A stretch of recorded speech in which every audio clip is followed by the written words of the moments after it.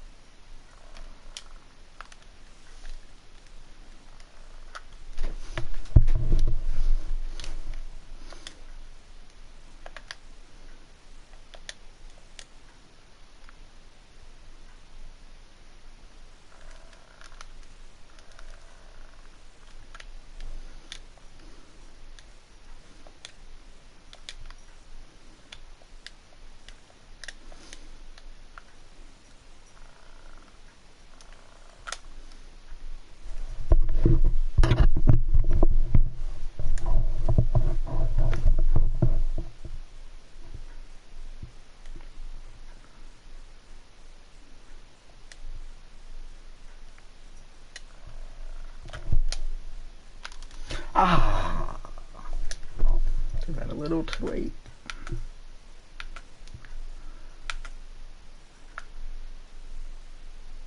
Nah, I'm not cutting it.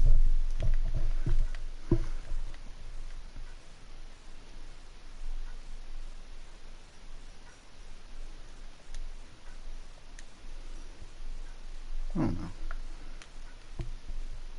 Oh yeah.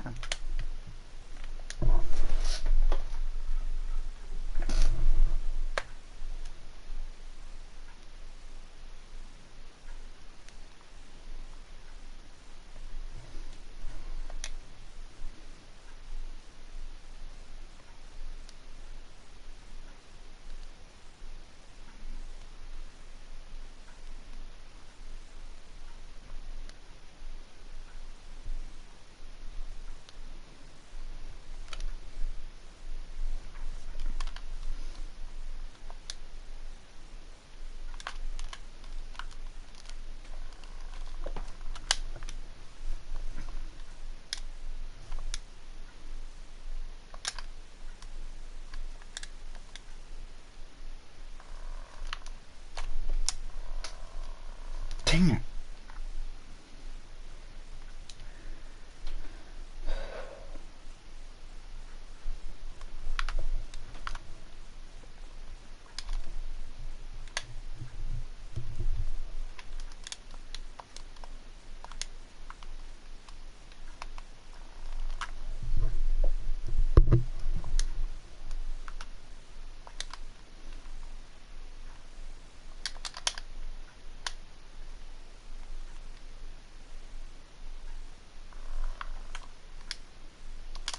No.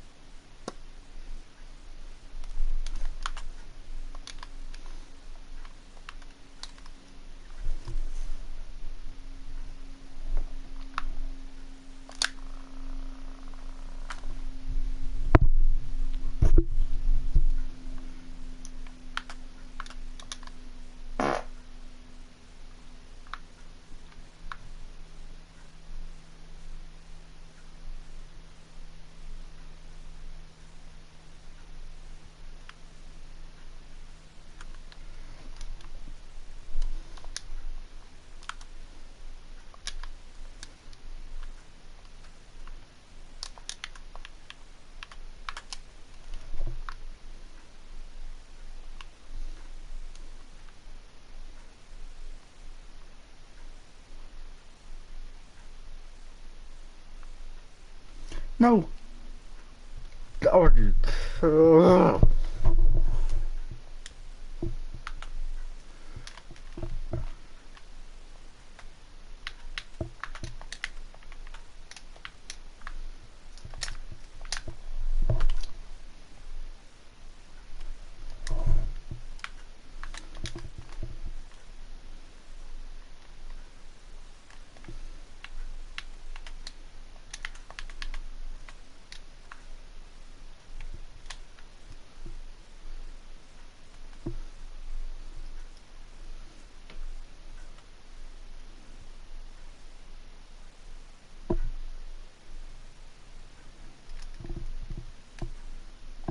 What is he doing?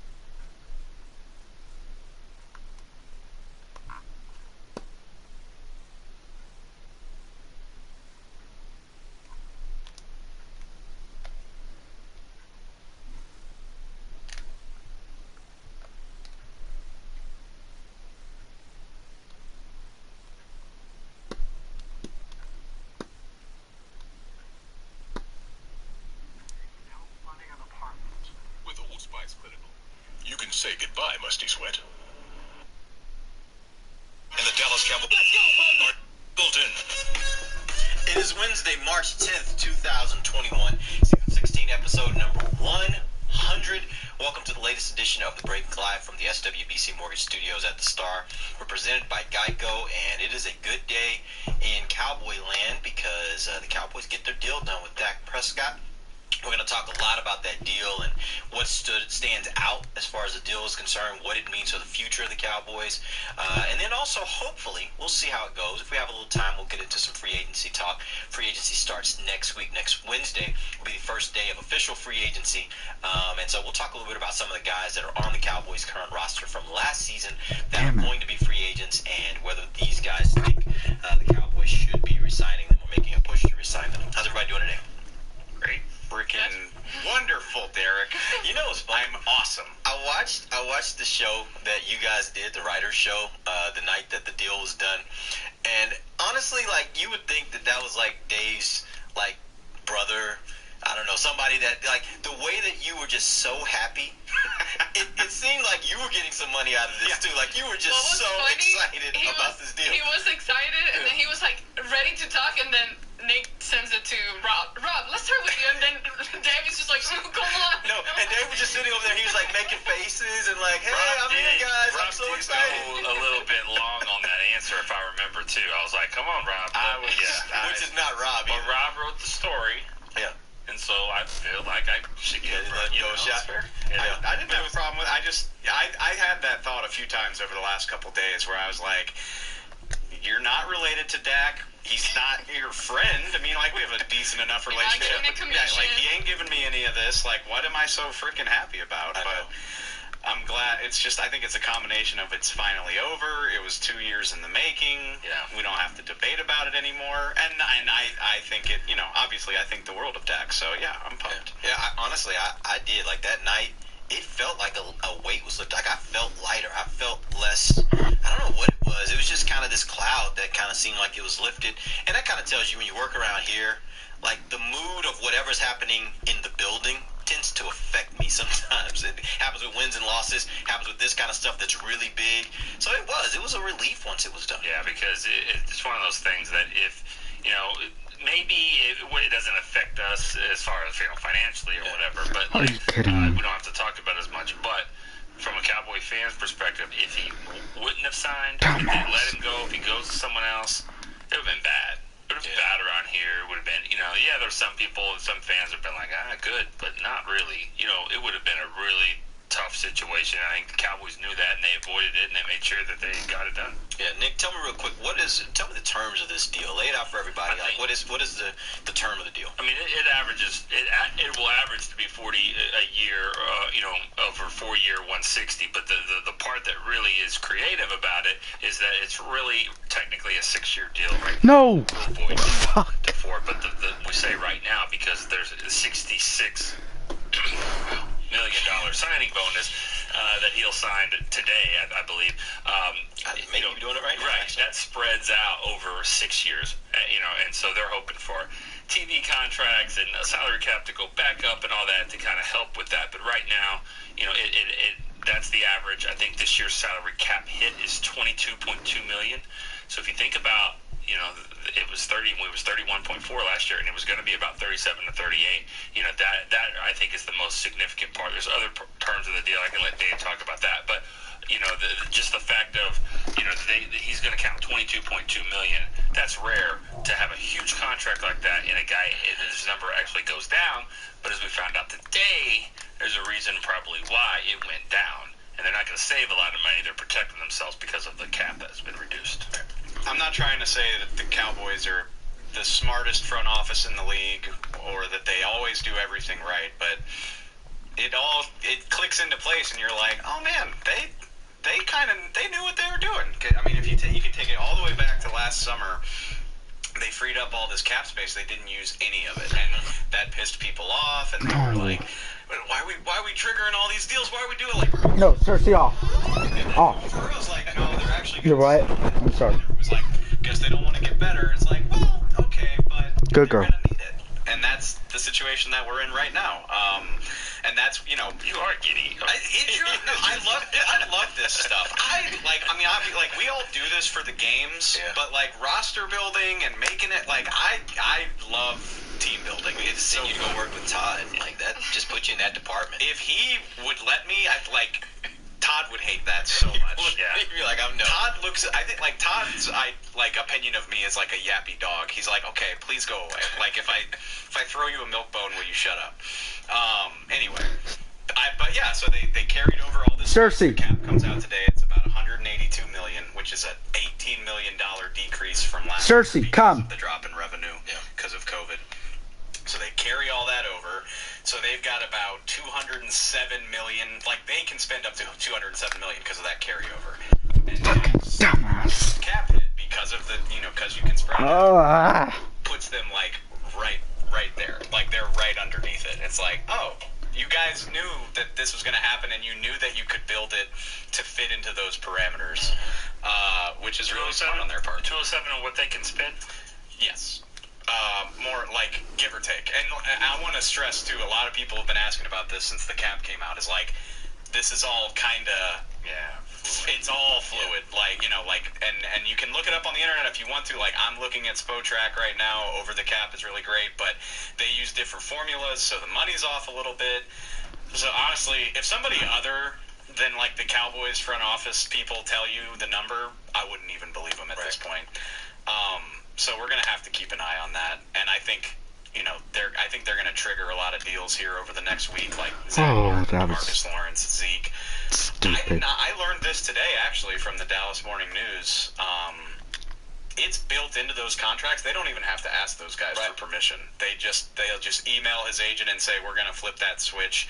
We're going to convert your salary into a signing bonus, and we can then prorate that. And so doing all of that can give you, they can free up to like $30 million. Yeah, because no one in the world says, would you like your $12 million spread out over the next 10 weeks or now? Yeah. You're like, oh, I'll take it. Oh, wait, I was hoping you would hold on to that until October, if you don't mind.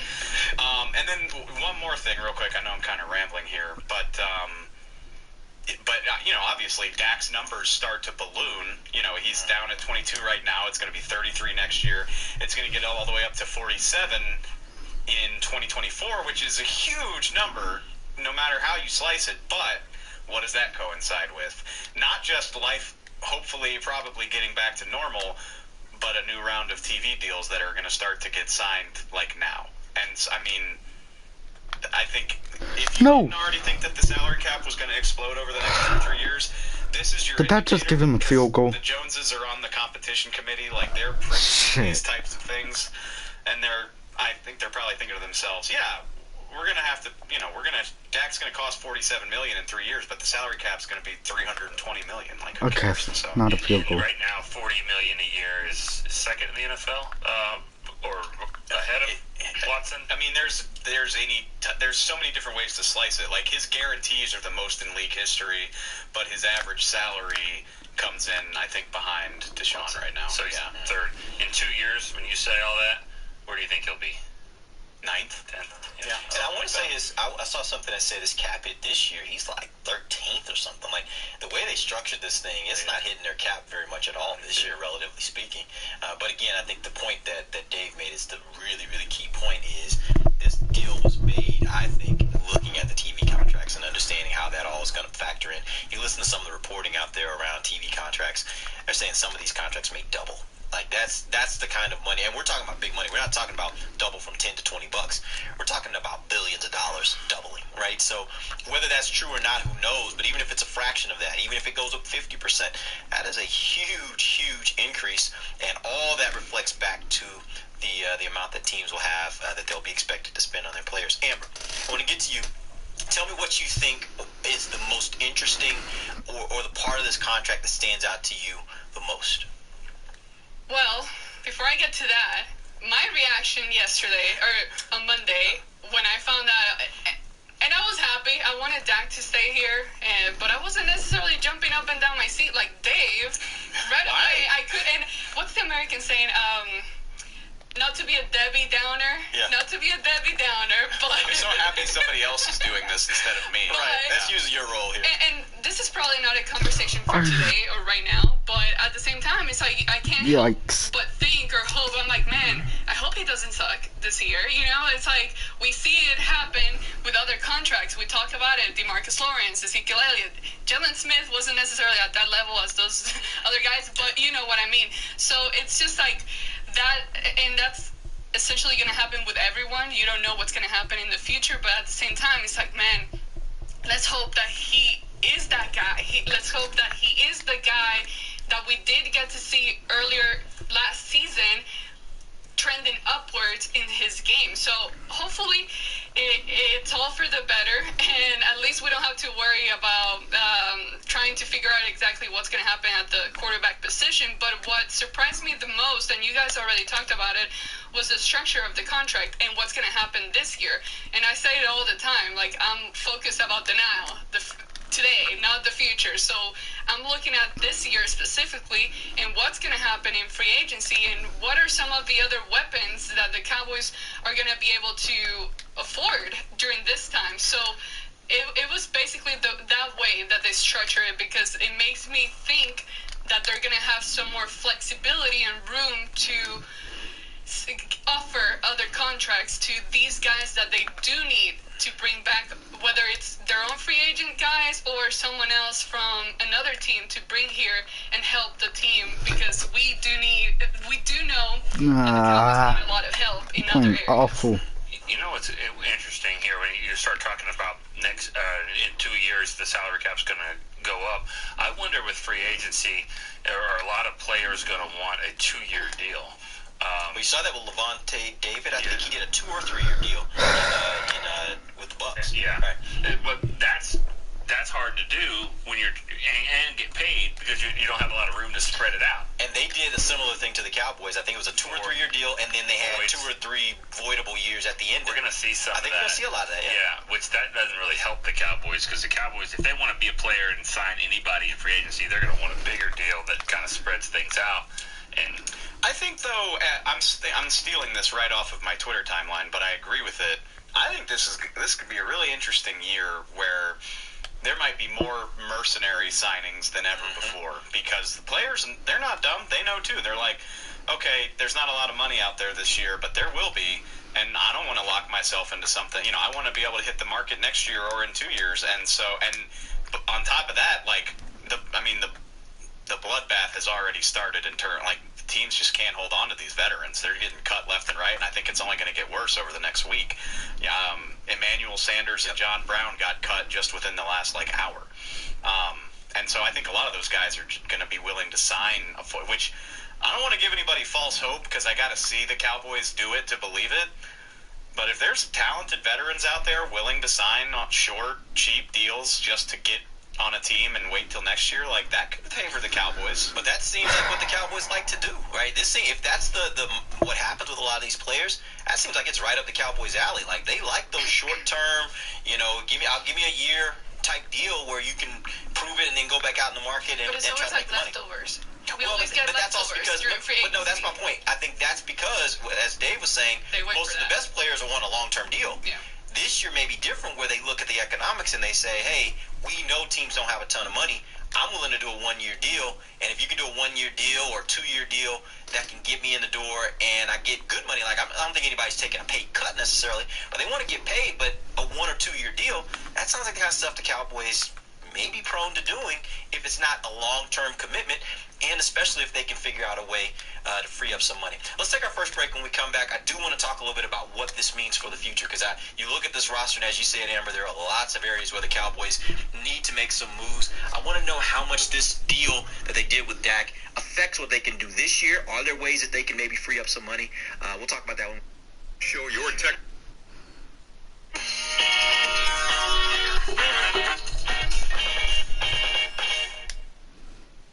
Join Dallas Cowboys United, presented by Globe Life, starting at No. $20 Oh. right now. Get your exclusive fan pack and member benefits. Visit DallasCowboys.com/United for details. Welcome back to the second segment of the Break Live from the SWBC Mortgage Studios at the Star, presented by Geico. We're talking about the Dak Prescott deal. Remember, today at 1:30, Dak will have his formal press conference where they will formally announce the signing, and he and Jerry will take questions, I assume, from the media.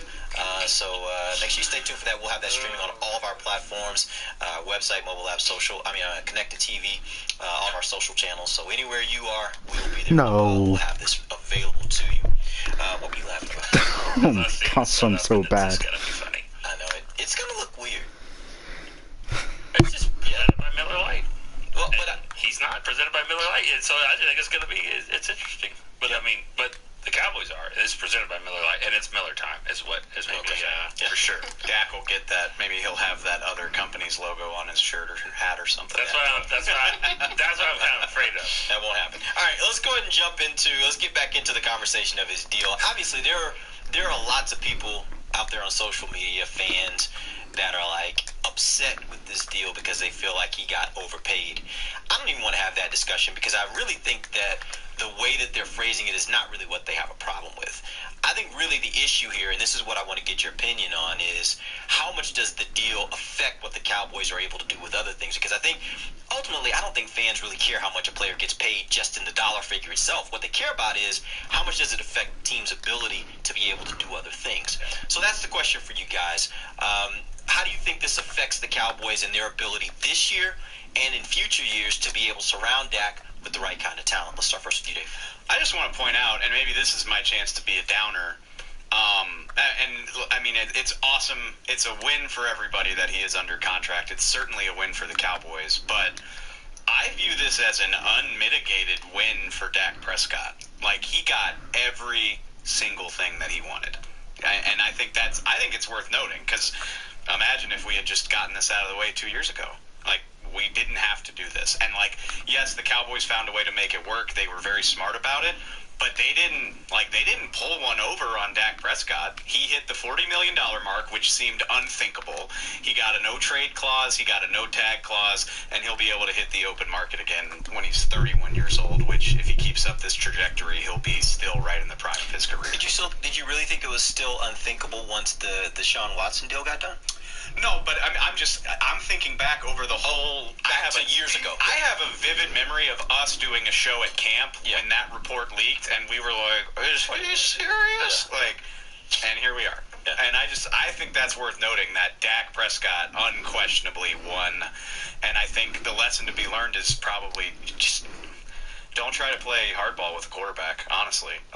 You're not going to win unless you're willing to let him leave, which is a risky proposition. But, honestly, I think the way this all played out, I honestly don't think there's a loser here.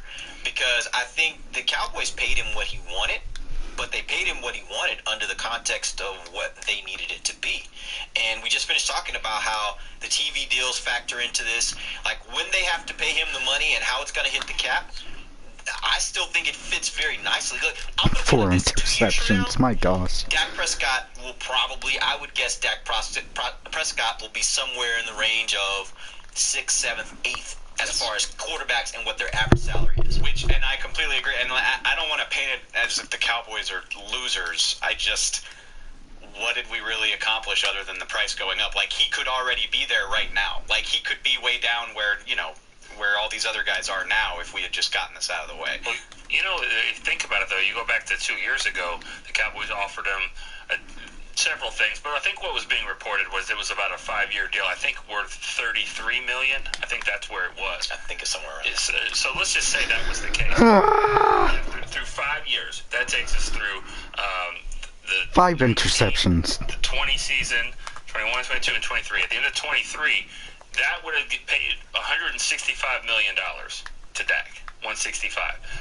At where we stand right now, at the end of 2023, he's going to get 153. And I said this all along. You can't forget that $2 million that he left on the table. I mean, he left $31 million on the table. So I don't think it's necessarily a win for either side. I think the Cowboys, they saved a little bit there. Now, let's don't forget, the deal isn't over in 2023. He gets another $40 million after that. So I think it kind of washes itself out a little bit.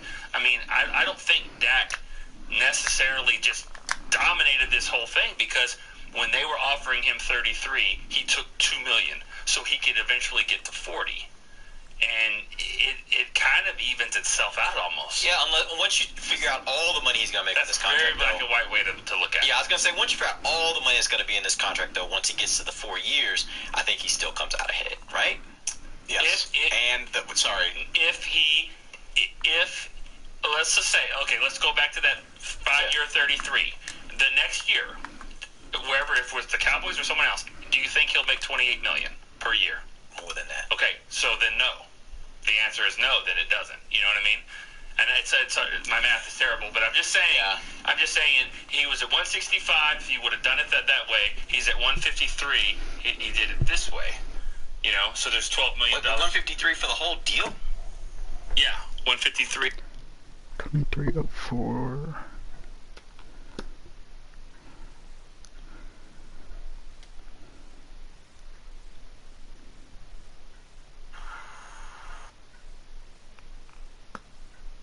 Yeah, I know, Thomas.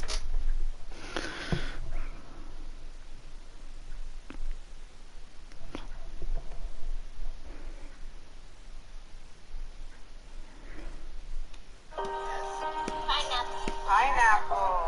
My girls really love being in the kitchen. No. Yeah. I wasn't even doing anything. The following is a production of DallasCowboys.com and the Dallas Cowboys Football Club. So there's $12 million. 153 for the whole deal? Yeah, 153. Yeah, I'm talking about it in 2023. Now he's got another 40. He's got another 40. Right, that's what I'm talking about. I'm talking about okay. If you do the whole deal, though. Okay. I'm not talking about just ended at 23. I'm saying the whole deal. Okay, then give me. Okay, that's 193. That's 193, and I'm sitting at 165. That's right. What I'm saying. Give me that next year. He's going to make more than 28. I know I lost a lot of people. I just lost myself. You lost me. You definitely lost me. Yeah. Too many numbers being And thrown I think around. I'm pretty decent at math, but you lost me for a second. But I think I'm getting out what you're saying. Yeah, I mean, I agree. I actually agree, though. I agree that what was accomplished here. I don't know. I think Dak getting hurt gave him a lot more money. I really do.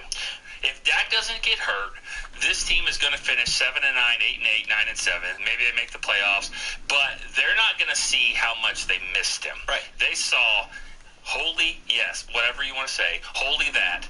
We need this guy.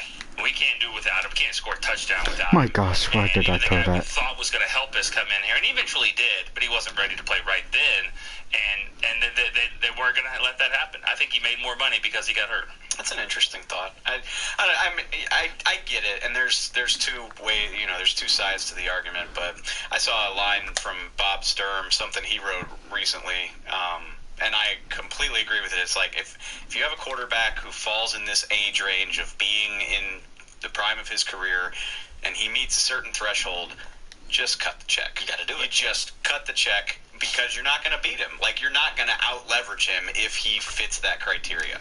And not everybody's going to agree that not everybody loves Dak the way that I do, but, like, the numbers say that they are what they are, and you can't beat them. And I don't know what you're supposed to do about it. I do think you also have to factor in, though, that market factors change. When you go back and say, well, 2 years ago they could have got this for cheaper. Well, yeah, but the problem was back then, that was before the Deshaun Watson deal, that was before the Patrick Mahomes deal. You had Russell Wilson, who was averaging 35. Were the Cowboys just going to match him up with Russell Wilson based upon what they had seen at that time? Like, it was that argument that they were willing to give him 33, which would have been above those two guys that were drafted ahead of him. So I think they felt like that was a fair deal. Sure. So once market factors changed, and then now you got Mahomes, you got Watson, they're making 40 plus. Now giving Dak a $40 million average year deal seems like it's plausible. Like I think he and Watson are similar type quarterbacks, right? So I think it makes sense, and you have to factor that in. I don't think it's fair just to say, well, they could have done this for cheaper, because the market factors change quite a bit over those years. I can't wait to see what this looks like when he comes up again. I mean, it's going to be insane. Oh, yeah. Once those TV deals kick in, those guys right now that are still sitting out there waiting for deals, Lamar Jackson, guys like that are that next wave, their numbers are just going to be sick, I think. I mean, Dak will quickly become, Yeah, I think I might win. I think he's going to be that 6 to 8 range as far as quarterbacks are concerned, because these guys are going to get paid. To answer your question a little more directly after that huge tangent, that's why it's such a big deal that they got this done, especially with the rollover. I think I read this morning Dak's cap percentage, and that everybody freaks out about the cap percentage. Like, nobody's ever won a Super Bowl counting for more than 13% of the cap until Tom Brady did it, and then, well, he's Tom Brady. He can do whatever he wants. Like, whatever, okay. It's never done until it's done. But he's only hitting them for like 10 or 11% of the cap this year, and it would have been like 20 if not for getting the deal done and having the rollover from last year. So, yeah, and again, I fully expect them to free up some money over the next week by restructuring some guys, and who knows what they'll do with it. But, I mean, they should have, and we know, the comp picks are going to be announced today, by the way, so we'll know, they're going to have 10 or 11 draft picks, and they're going to have enough money to add talent in free agency. Like, they should have plenty of opportunities to make this roster better. And those two offensive tackles should come back, and if they come back, that's the key. That's the key. That helps Dak be better. Even when you said Zeke be better. Even when you said Dak being hurt probably helped this deal along, to me, I personally think this last year was so much more about those two tackles. I think Andy Dalton would have been a better quarterback, but for the fact that he didn't have two tackles he could rely on. Yeah. And so I think that was huge. So it actually probably helped Dak that those two were out too, because it made it look even worse without Dak. Like, Dak could actually function without those two tackles. He wasn't maybe at his best, but he could at least function. Those other guys could not function without those two tackles. And I'm not saying I've seen it, but or they've been out there, but I think all three of those guys you just mentioned have been out there working. Yeah, they're working good. From what we hear in the building, things are going good. Come on, I need one touchdown. Dave would correct me on that. Things are going well there, so that's definitely every year things are going yes. well. No. Around this time. Debbie Downer, here we go. Hey, no. When it comes to those No. Because if we're being real, okay, and I love these guys, obviously, but if we're being real, it's like every year we go into training camp thinking that these guys are going to be And that's absolutely fair. They're going to be healthy, they're ready to go, and then something pops up. So it's Let's go, one touchdown. Being like the downer again or whatever. It's like so that's what, one touchdown, 5 interceptions. Wait a minute, just hold up. Wait until we get into training camp and we start the season, because it happens every year, and if it's not one guy, it's the other. It's always someone in the O-line. So hopefully I'm not even gonna try they that. can stay healthy, and hopefully we can have it at least towards the last month of December going into the postseason. So but yeah, you have to keep that in mind, and don't get too excited. Prepare yourself and be ready for what can happen there. You're learning.